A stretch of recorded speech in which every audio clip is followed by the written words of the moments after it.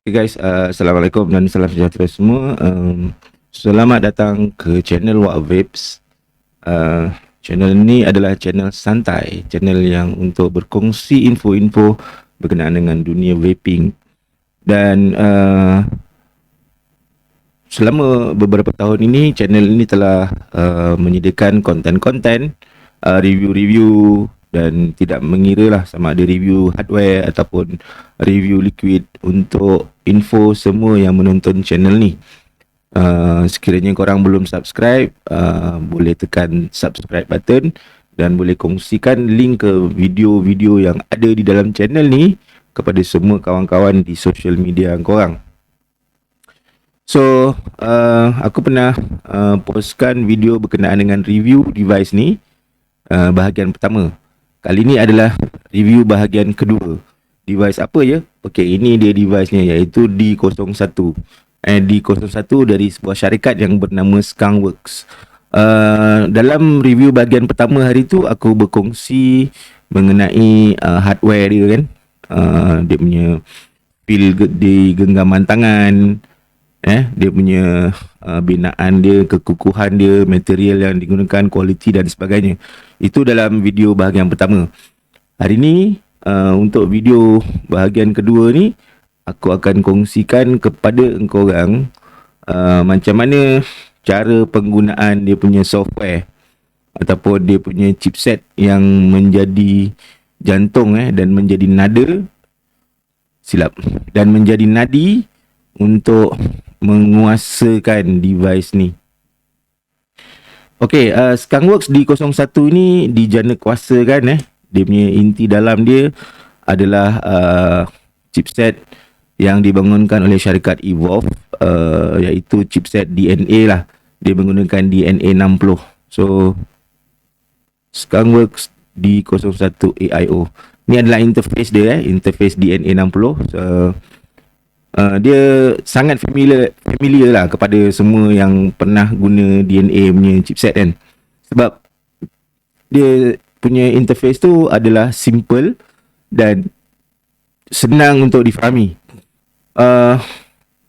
Tetapi perlu diketahui untuk menggunakan kapasiti ataupun menjelajahi, mengeksplor semua fungsi dalam DNA 60 ni, kena ada komputer dan kena ada software yang dibangunkan oleh Evolve, iaitu software tu nama dia eScribe. Kalau guna DNA tapi tak guna eScribe, macam kita tak gunakan sepenuhnya fungsi-fungsi yang ada di dalam ni. Sebab bila menggunakan eScribe, kita boleh letak macam-macam benda lagi. Contohnya kita nak namakan profile, kita nak ubah-ubah dia punya bacaan dia, dan kita nak tengok kalau korang jenis menggunakan temperature control contohnya, korang boleh set dekat dalam eScribe tu dan macam-macam lagi. Tetapi kepada pengguna biasa, sekiranya korang tak gunakan eScribe pun kan, korang cuma gunakan function yang ada di dalam ni tanpa connect kepada PC untuk setting pun dah okey. Sebenarnya out of the box, DNA 60 memang sebuah chipset yang mampu mengeluarkan firing stabil, firing dia stabil, firing dia konsisten, dan juga firing dia agak jahat lah, tanpa kita setting apa-apa. So di sini aku dah setting dua profile yang aku biasa gunakan. So ini adalah button up and down, tapi kalau kita tengok macam ni, maknanya ni kiri dan ini kanan lah kan. So kalau kita scroll, sebab ni sekarang ni memang aku dah set untuk tukar dia punya profile dengan senang. So ada dua profile yang aku set up, iaitu profile 1 Waklu dan profile 2 Falcon. So kalau profile Waklu contohnya, aku select Waklu dan aku tekan power. So kat situ ada tulis nama dia Waklu. So kalau aku nak tukar jadi profile yang lain pula, okey, sebelum tu Waklu ni dia punya set dia punya firing dia pada 30 watt. So kalau aku nak tukar kepada Falcon, aku tekan je butang kanan ni, Waklu, Falcon. So kalau aku tekan Falcon, dia dah jadi 35 watt. Dan dia sebenarnya ada 7 ke 8 dia punya apa preset profile yang kita boleh setkan. Dan benda tu semua kita boleh check dekat DNA punya e-scribe dekat PC di komputer, dan kita boleh macam-macam lagi setup boleh buat. Okay, itu kalau kita nak gunakan apa nama DNA 60 ni tanpa connect, tanpa sambung kepada PC lah. Salah satu lagi function yang ada untuk DNA 60 ni ialah dia punya, orang kata, kita boleh set up logo. Contohnya macam kalau yang kilangnya, kalau baru beli D01 ni, tidak ada apa-apa logo.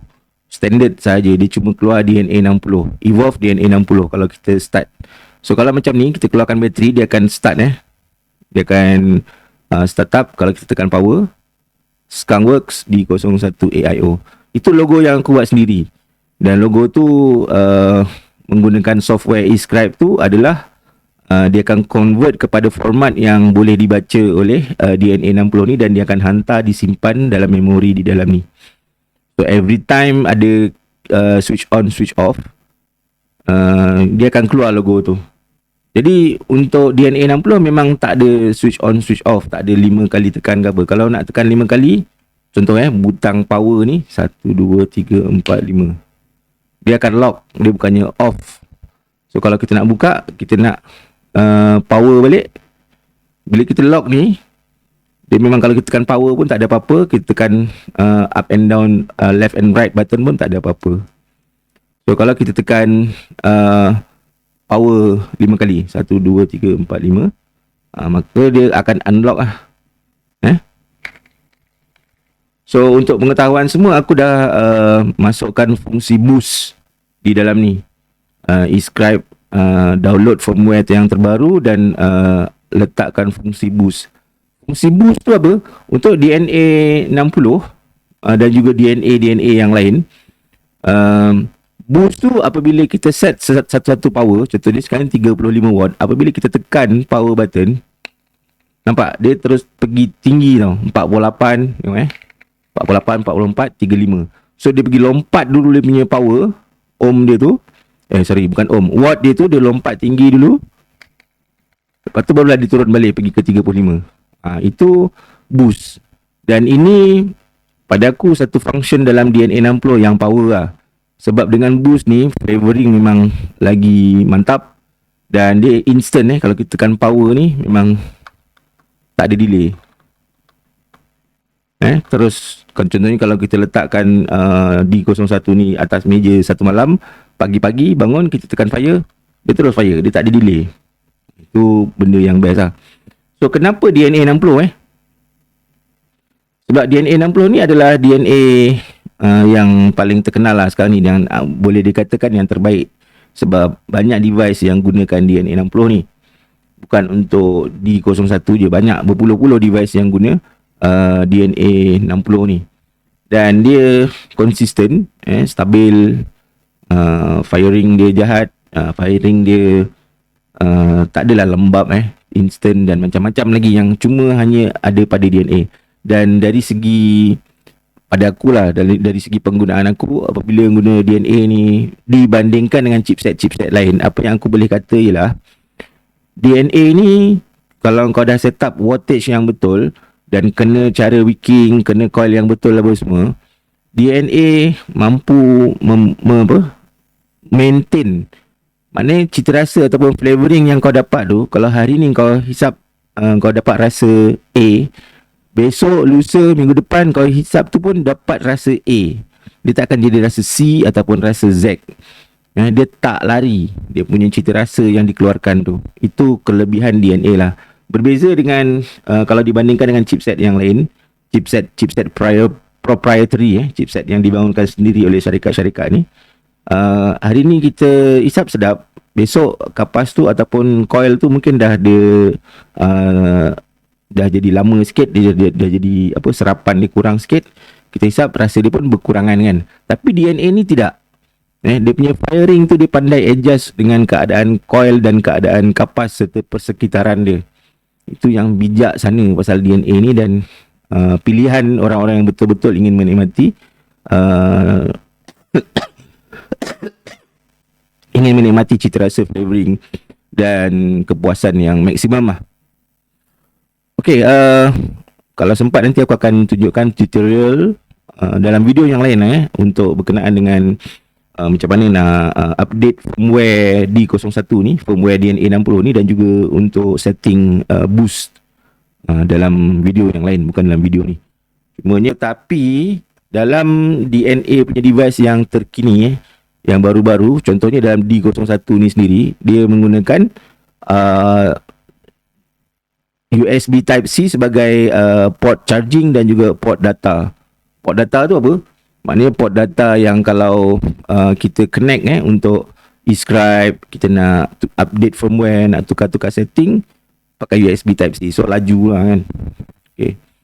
So itu tadi secara ringkas berkenaan dengan D01 punya chipset yang mengkuasakan, yang menjadi jana kuasa, menjadi jantung hati dan yang menentukan performance yang dikeluarkan oleh D01 ni benar-benar mantap dan mampu mengeluarkan flavoring yang konsisten, flavoring yang sentiasa sedap dan maintain dan mampu boleh dinikmati oleh semua orang, semua pengguna dan ini juga yang membezakan D01 ni dalam dunia .aio, yang membezakan D01 ni dengan peranti-peranti .aio yang lain lah.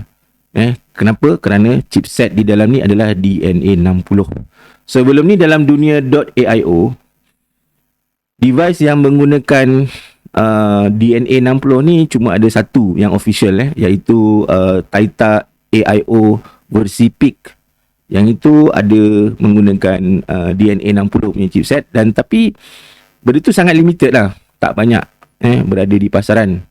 Dan sebelum ni lagi dalam dunia .aio, sekiranya seseorang user itu nak gunakan chipset DNA dalam .aio, kena hantar kepada modder untuk buat pengubahsuaian, kena modify untuk masukkan chipset DNA. Dari zaman dari zaman .aio version 1 lagi orang dah buat, ada yang letakkan DNA 40, ada yang letakkan DNA 60 dalam .aio V1, dan dalam .aio V2 pun ada juga orang yang buat. Tetapi benda tu melibatkan potong hardware sini, potong hardware sana, buat lubang sini, buat lubang sana. So memerlukan masa dan belanja lah. Macam D01 ni dia dah datang siap, dah datang siap dengan DNA 60. So berbaloi lah.